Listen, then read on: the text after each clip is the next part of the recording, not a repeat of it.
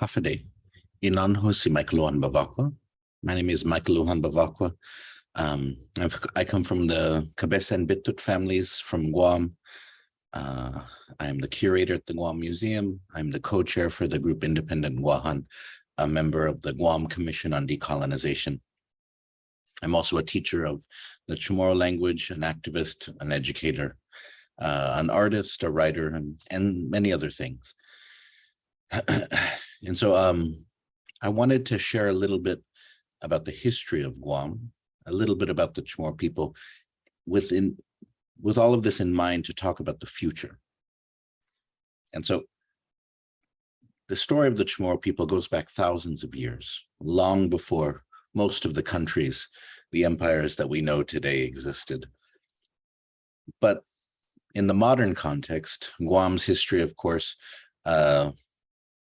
is inundated with colonial interventions. Guam is the first island in the Pacific to be colonized by Europeans. Its colonization happens much earlier than any other Pacific island. It is, of course, found first by Europeans as well, and Magellan lands there in 1521. And so Guam's experience is very different than other Pacific Islanders. But through that history, through the past several hundred years, the experience is pretty standard in terms of different colonial powers and their relationship to Guam. So for the Spanish, Guam was a stop in the Manila-Acapulco galleon trade. It was sort of a strategic area, even though a strategic area, and even though it didn't have any gold or spices, it still had it was run by the Spanish military, and it still had strategic value, which is why the Spanish didn't necessarily want to let it go. But so Guam's purpose, though, was in connecting sort of Spanish interests in the Americas to those in Asia and in the Philippines. Guam was a link in that chain. When the United States takes Guam, that idea of Guam being a link in the chain continues. Sort of ships moved with coal across great distances, and the United States needed coaling stations. The US had clear interests in expanding its power in Asia, and so Guam was essential in terms of connecting what it had already taken in Hawaii to what it would take in the Spanish-American Wars in the Philippines, and Guam was key. Guam was taken by the United States, given over to the US Navy. And so once again, we see that Guam, which is on the edge of Asia, which is sort of in the Western Pacific, so right on the edge of the Pacific, closest to Asia in many ways, Guam is once again serving the purpose of connecting imperial interests across the Pacific. The same thing happens, of course, when the Japanese take over for 32 months in World War II. And it's a key point in breaking US power. When the US returns, pushing Japan back, reinvading and taking Guam, it's a strategic point in attacking Japanese interests. And ever since World War II, Guam has consistently played a role in projecting American power into Asia. Because of its close proximity, because it's closer than Hawaii, because it's closer than San Diego, because it's closer than other places that are considered to be US, quote unquote, US soil, Guam is very important. The United States military has in the past sometimes referred to Guam as the tip of their spear, the tip of America's spear. And so we see once again, the purpose, the value of Guam is that it serves the interests of those who are moving back and forth across the Pacific and those who want to weaken, strengthen themselves, weaken others. And then Guam clearly continues to play that role.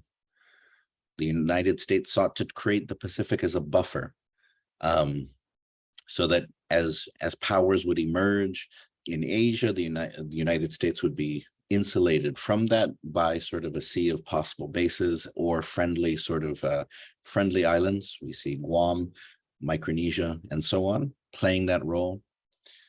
And then for all US conflicts that go towards Asia, Guam is essential, moving things across the Pacific, taking refugees back, taking wounded soldiers back, sending bombs, munitions, and soldiers across the Pacific. And so the tip of America's spear. Now, across this history, though, of course, the interests of the Chamorro people have mattered very little.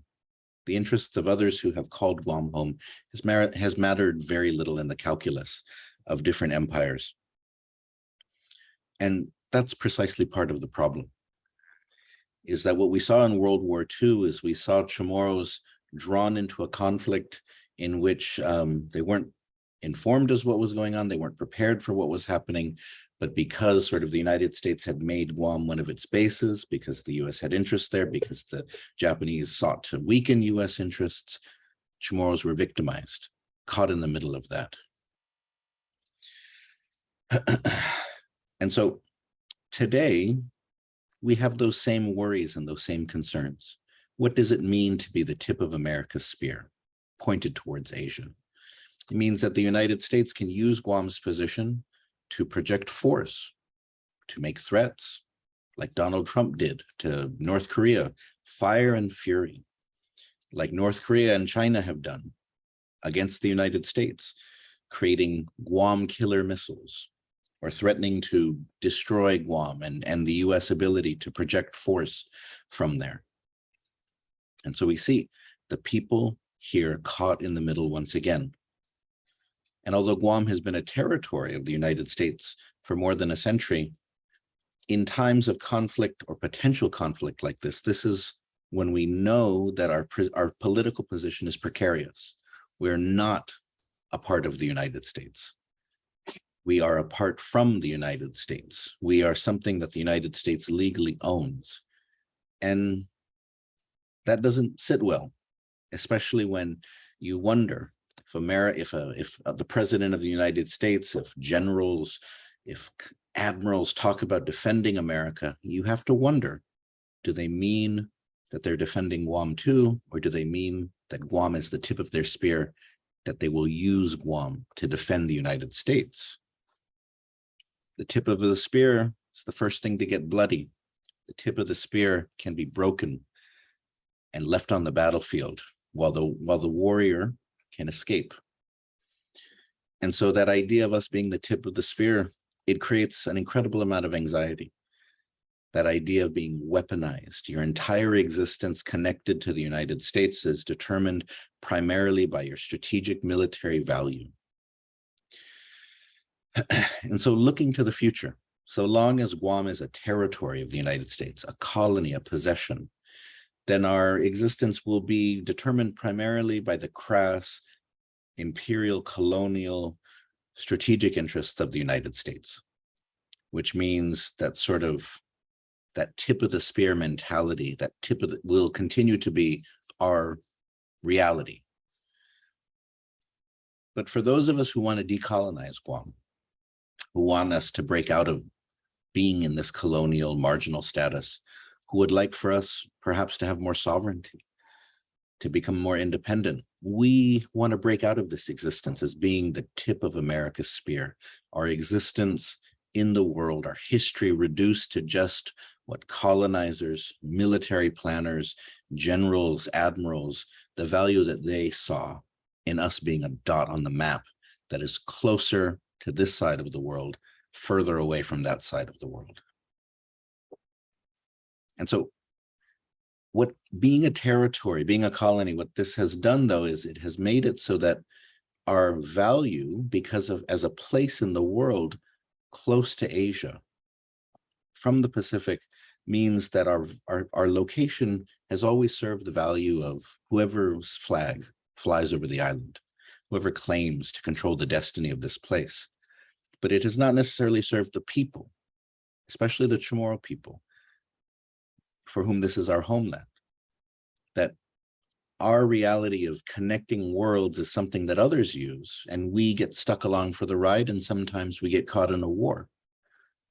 But for those of us who want to decolonize, who want to think of something different, we like to imagine us not as the tip of a spear pointed at one side against the other, but that the possibility could be that Guam could be a bridge instead of a spear west against east, a bridge connecting different sides of the Pacific, a bridge which helps connect the islands around us in Micronesia to Asia, to other parts of the world.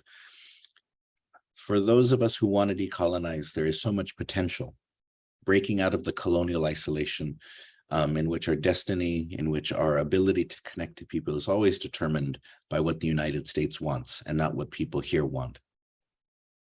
And that is ultimately a dream which is tied to peace, to ideas of not of strategic security, strategic military security, but genuine security, right? With the mind not for massive military profits or defending sort of colonial imperial power, but the idea of keeping people safe, of protecting the land, and so on. And so it is with that sort of, with this history lesson in mind that we fight for decolonization in our islands, in which we hope for something better, in which rather than sort of being bystanders watching our island used for conflicts and hoping that we are not caught in the middle, that we have that ability rather to connect, to facilitate, to collaborate, to cooperate, rather than being forced to face one side or the other. Thank you so much for hearing my short history lesson. I appreciated the opportunity.